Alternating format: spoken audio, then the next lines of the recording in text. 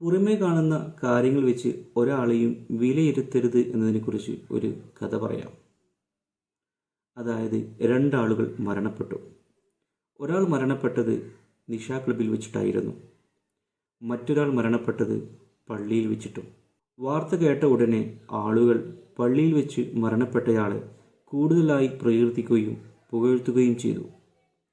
എന്നാൽ നിശാ ക്ലബിൽ വെച്ച് മരിച്ച അയാളെക്കുറിച്ച് ദുർമരണമായി വ്യാഖ്യാനിക്കുകയും ചെയ്തു. എന്നാൽ സത്യത്തിൽ ഒന്നാമൻ നിശാ ക്ലബിൽ പോയത് അവരെ ഉപദേശിക്കുവാൻ വേണ്ടിയിട്ടായിരുന്നു. രണ്ടാമൻ പള്ളിയിൽ പോയത് അവിടെയുള്ള മുതലുകൾ മോഷ്ടിക്കുവാൻ വേണ്ടിയിട്ടായിരുന്നു. ഇതിൽ സത്യത്തിൽ ആരാണ് നല്ലവൻ, ആരാണ് കെട്ടവൻ?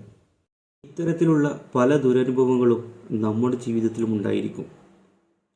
ഒരുപക്ഷെ നമ്മൾ ഇകഴ്ത്തുന്ന, പരിഹസിക്കുന്ന, നമ്മളിൽ നിന്നും അകറ്റി നിർത്തുന്ന ഇത്തരത്തിലുള്ള ആളുകളായിരിക്കും നാഥൻ്റെ മുമ്പിൽ അല്ലാഹു സുബ്ഹാനഹു വ തആലക്ക് ഏറ്റവും ഇഷ്ടപ്പെട്ട, ഏറ്റവും പ്രിയപ്പെട്ട അവൻ്റെ ദാസന്മാർ.